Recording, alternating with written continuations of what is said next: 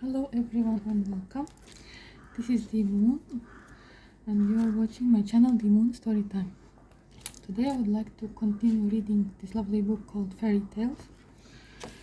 My dear subscribers and new channel members, thank you so much for any kind of support to my channel, for your likes, comments, for your donations. For donations you can find information down below in the comments. And today we will read a story called Rapunzel.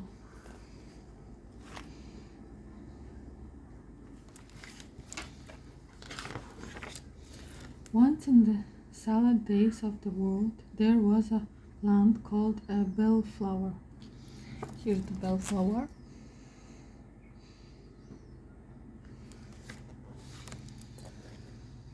Or sometimes Rapunzel. It was not grown for its pretty bell-shaped flowers, but for the root beneath the ground, which made a healthy salad. You probably would not eat it. I'd rather not. But Greta wanted more than anything in the world to eat a plate of Rapunzel. She was ill, thin and frail and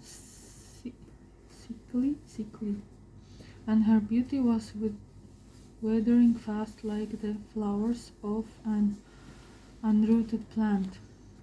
Gil, Gil, she whispered to her husband, fetch me bell flowers or I shall die before the week is out.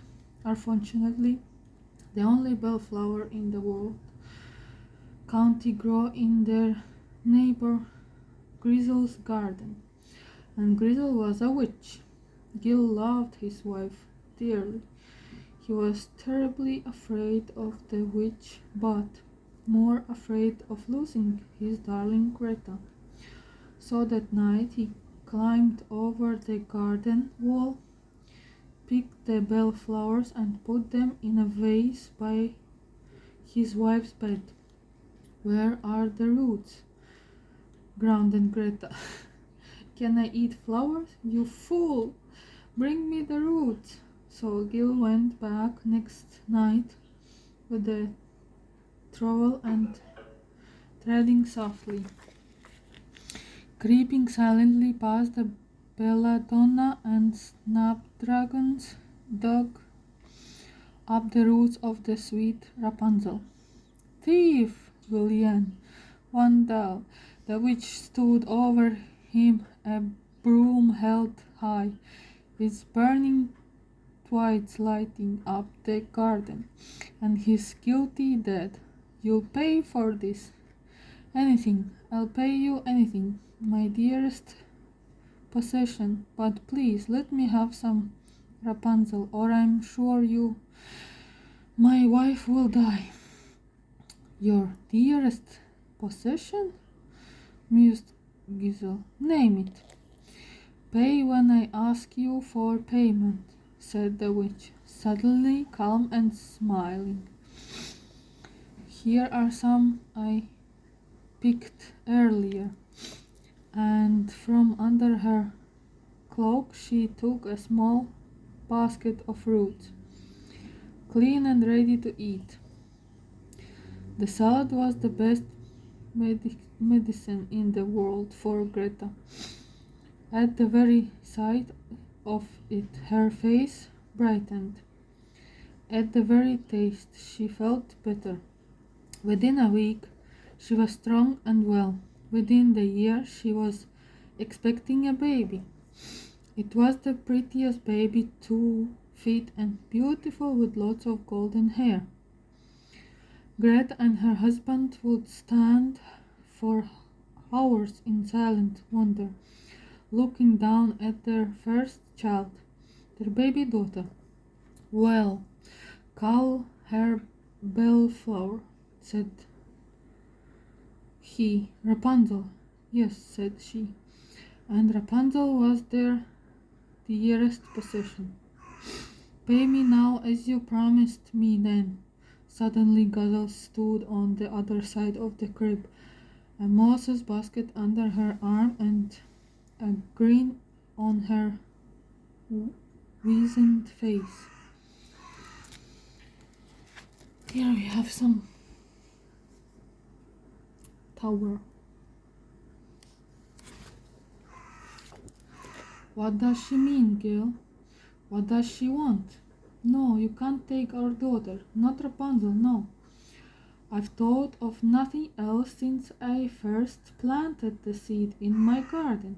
Give her one. Over. A promise is promise, and promise must be kept.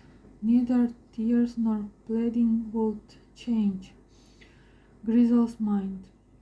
She had planned this terrible bargain all along. Putting the baby girl in her basket, she flew away, far and farther than far. Grizel had always wanted a child. She had always dreamed of having a little daughter to herself. Someone to love her despite her ugly face and nastier nature.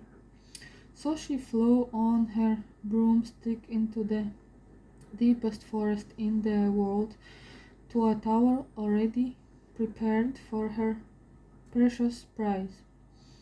Taller than the trees, and without any stairs, the tower stood like a lighthouse in a sea of green, one room at the very top, and no door.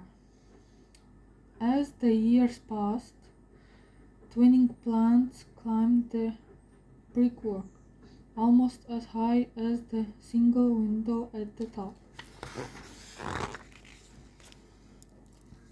Inside, Rapunzel also grew, from a pretty baby to a beautiful young woman.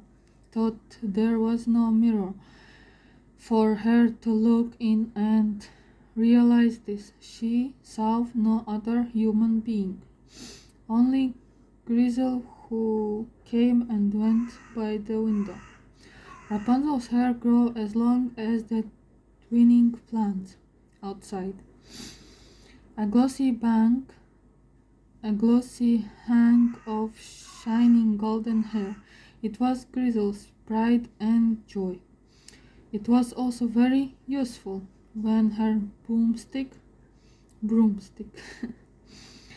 wore down to a flightless stump. The old witch could still visit her precious prisoner. She would stand at the base of the tower and call, "Rapunzel, Rapunzel, let down your golden hair." And Rapunzel would let fall her plait like a rope for the witch to climb. She loved the witch. Who else was there to love? Thought she felt an emptiness inside her which she could not understand. "Is there truly no one else in the world but you and I?" she would ask. "No one you would want to meet, dear. No one you need ever meet." All day long Rapunzel was alone and lonely. So she sang, and her voice thrilled the birds for miles around. One day, a young man lost in the wood heard her singing and walked toward the sweet sound. The singing brought him to a clearing, and in the clearing he saw a tower. At the foot of the tower, an old crone was calling, "Rapunzel, Rapunzel, let Xavier is here.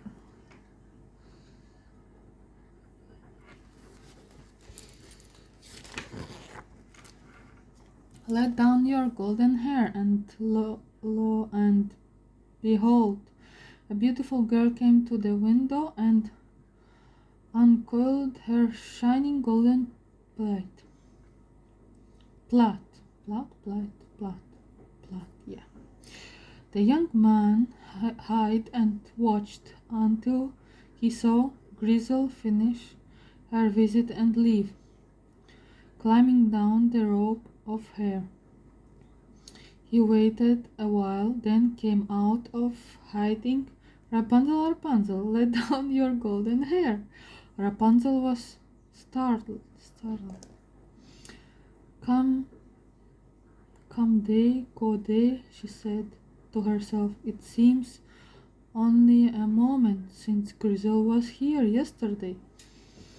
But being a good, obedient girl, and very afraid of Grizel's temper, she let down her plait at once. Goodness, how heavy the old woman seemed today! How big a breakfast she must have eaten! Then one, two, over the windowsill came the hands which should have been old and pained, the hair which should have been grey and thin, the face which should have been ugly and toothless. And they were none of those things. The most beautiful creature Rapunzel had ever seen climbed in through her window. Oh, she said, I've seen deer and boar. I've seen weasels and foxes. But what are you? I'm Prince Florian, said the young man, starting almost as much. Staring. Then they talked and talked. Rapunzel found out the truth about the world, and the prince found out the truth about himself, that he was in love with Rapunzel and wanted to marry her. Tomorrow I shall come back for you. Tomorrow, when I've found my way out of this forest, I'll bring a rope for you to climb down, and we shall ride away together to the cities and fields and places you've never seen. Interesting. The emptiness inside Rapunzel was gone. She knew now that Grizel had lied to her. Decisive, her imprisoned. The truth came out.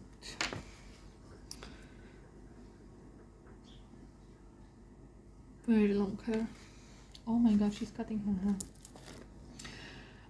hair. But she was too full of happiness to be angry. Her lover climbed down her hair, and the forest swallowed him up from sight. But she stayed by the window till the darkness was as thick as tar, watching the way he had gone.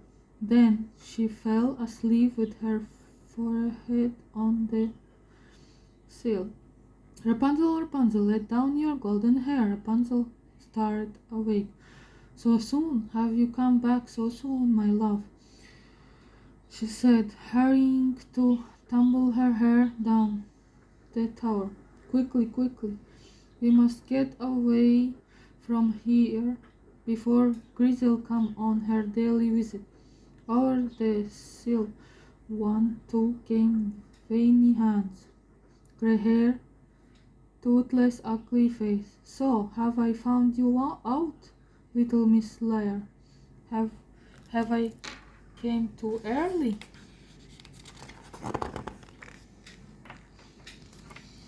For your liking.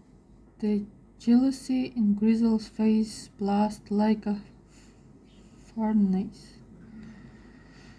Her treasure, locked up in its treasure chest of stone, had been grasped by other hands, kissed by other lips. A pair of scissors flashed in the sunlight, and snick-snack, she cut through Rapunzel's lovely hair, cut through the love between them, lowering Rapunzel to the ground with her own severed plate. Grizel screeched after her, Go, get away, see how you fare in the wilderness, without me to wait on you hand and foot. Go hungry, go lonely and unloved, ungrateful wretch, go! Rapunzel took to her heels and ran, plotting into the depth of the dangerous forest, at the mercy of weather and wolves and weariness.